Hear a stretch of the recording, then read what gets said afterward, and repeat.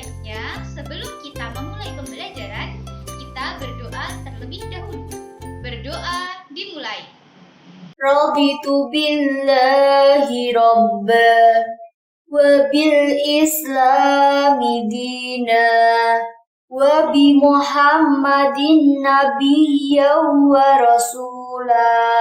Rabbi zidni ilma warzuqni fahma. Semoga bacaan doa tadi dapat menambah kelancaran kita dalam pembelajaran kali ini. Dan sebelum kita mulai pembelajaran, Ibu akan mengingatkan kepada kalian untuk absen terlebih dahulu di WhatsApp group dengan menuliskan nama dan nomor absen kalian ya. Langsung saja, kalau kalian sudah absen semua, kita mulai pembelajaran kali ini. Bismillahirrahmanirrahim. Pada pertemuan kali ini, Ibu akan membahas materi tentang bersuci dari najis dan hadas. Dan poin-poin penting yang akan Ibu bahas pada pertemuan kali ini adalah yang pertama adalah pengertian dari bersuci. Yang kedua, pengertian dari najis dan hadas. Yang ketiga, macam-macam najis dan hadas. Dan yang terakhir yaitu tata cara mensucikan najis dan hadas. Langsung saja kita masuk ke pembahasan yang pertama. Pembahasan yang pertama yaitu pengertian dari bersuci. Gimana kalian sudah tahu apa itu bersuci? Ya, bersuci berasal dari bahasa Arab yaitu toharoh, yang artinya suci atau bersih. Secara istilah, toharoh atau bersuci itu adalah kegiatan bersuci dari najis dan hadas agar seseorang diperbolehkan melakukan ibadah yang dituntut harus dalam keadaan suci. Seperti saat kita hendak melaksanakan sholat, kita harus suci dari najis maupun hadas terlebih dahulu agar sholat kita itu bisa sah. Gimana? Kalian sudah paham? Langsung saja kita masuk ke pembahasan yang kedua, yaitu tentang najis. Kalian sudah tahu najis itu apa? Ya, najis berasal dari bahasa Arab yang artinya kotoran. Sedangkan menurut istilah, najis adalah sesuatu yang kotor yang mencegah seseorang sah dalam melaksanakan ibadah yang dituntut harus dalam keadaan suci. Dan najis itu dibagi menjadi 3 macam. Yang pertama adalah najis mukhafafah, yang kedua adalah najis mutawassithah, dan yang ketiga yaitu najis mughaladhah. Kita bahas satu persatu ya anak-anak. Najis yang pertama yaitu najis mukhafafah. Najis mukhafafah adalah najis ringan. Najis ini, contoh najis ini adalah air seni bayi laki-laki yang berusia belum 2 tahun dan belum makan apapun selain air susu ibunya. Dan dalil yang menjelaskan najis mukhafafah ini adalah hadis riwayat Abu Daud dan An-Nasa'i yang bunyinya Bismillahirrahmanirrahim, yaghsilu min baulil jariyati wa yurashu min baulil ghulami, yang artinya dibasuh karena air kencing anak perempuan dan dipercikkan karena air kencing anak laki-laki. Dan tata cara membersihkan najis mukhafafah atau mensucikan najis ini adalah apabila terkena najis mukhafafah, cara mensucikannya cukup mudah, yaitu cukup mempercikkan air ke bagian yang terkena najis. Langsung saja kita masuk ke najis yang kedua. Najis yang kedua adalah najis mutawassithah. Najis mutawassithah adalah najis sedang atau najis pertengahan. Contoh dari najis ini seperti bangkai, darah, nanah, muntah, kotoran manusia, kotoran hewan, arak atau khamar, dan lain sebagainya. Dan di dalam najis mutawassithah ini ada 2 macam najis, yaitu najis hukmiyah dan najis ainiyah.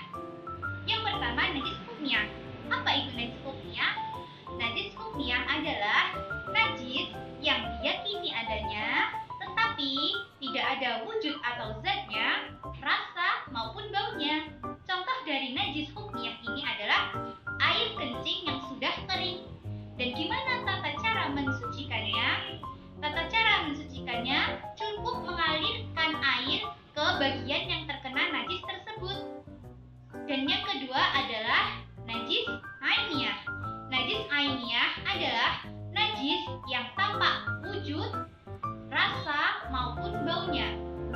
Dan tata cara membersihkan najis mutawasitoh ainiyah ini adalah apabila terkena najis mutawasitoh ainiyah, cara mensucikannya cukup dibasuh sampai najis itu benar-benar hilang rasa, warna maupun baunya.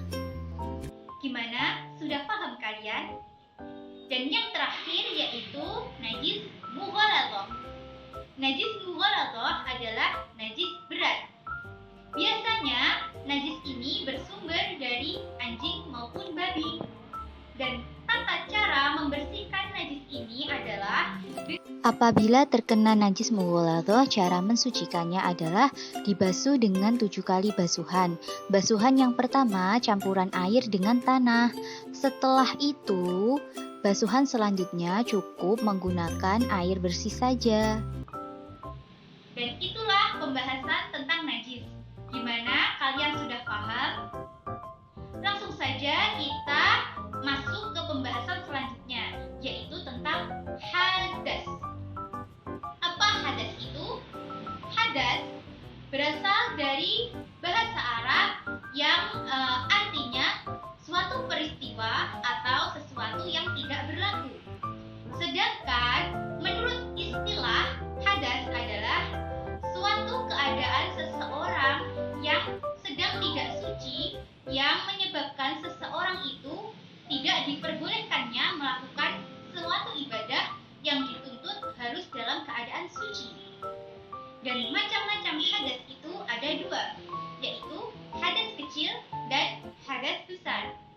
Hadas kecil adalah suatu keadaan seseorang tidak suci dan agar ia menjadi suci, ia harus berwudu terlebih dahulu atau bertayamum.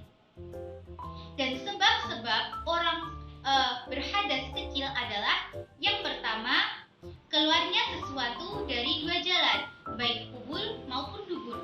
Yang kedua yaitu hilangnya akal, sebab gila, mabuk, atau sebagainya. Yang ketiga, karena bersentuhnya kulit laki-laki maupun perempuan yang bukan mahram. Dan yang terakhir karena menyentuh kemaluan.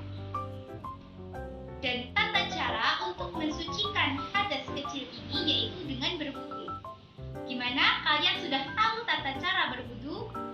Pada pembelajaran kali ini, agar kita lebih bersemangat, Ibu akan mengajak kalian bernyanyi tata cara berwudu. Ikuti Ibu ya. Baca bismillah lalu cuci tangan. Kumur-kumur basuh hidung, basuh muka. Tangan sampai ke siku, kepala dan telinga. Terakhir basuh kaki lalu doa. Amin. Dan apabila kalian tidak menemukan air untuk berwudu, kalian bisa menggantinya dengan tayamum. Tayamum adalah bersuci menggunakan debu. Tata caranya adalah tempelkan tangan di atas debu atau tanah yang suci. Selanjutnya berniat, Bismillahirrahmanirrahim.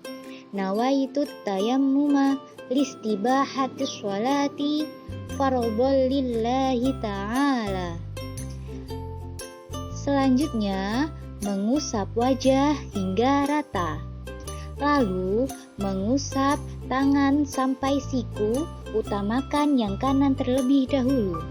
gimana? Sudah paham kalian? Dan macam hadas yang kedua adalah hadas besar. Apa itu hadas besar?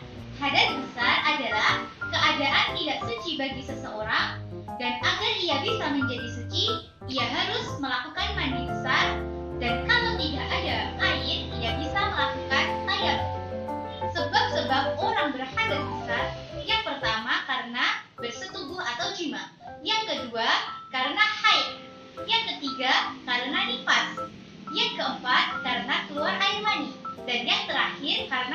dunia kecuali meninggalnya itu karena mati syahid. Dan itulah penjelasan dari Ibu tentang bersuci dari najis dan hadas. Gimana? Kalian sudah paham belum? Dan apabila ada pertanyaan, bisa langsung ditanyakan di WhatsApp group. Insya Allah nanti akan Ibu jawab satu persatu ya. Dan sebelum Ibu tutup pembelajaran kali ini, Ibu akan membagi kalian menjadi 3 kelompok dan masing-masing kelompok harus membuat video tutorial tentang tata cara bersuci dari najis, mukhafafah, mutawasithah, dan mughaladah. Dan video tutorialnya nanti dipresentasikan minggu depan ya. Dan sekian pembelajaran kali ini. Apabila ada kurang lebihnya, Ibu mohon maaf yang sebesar-besarnya. Billahi taufiq wal hidayah, waridha wal inayah. Wassalamualaikum warahmatullahi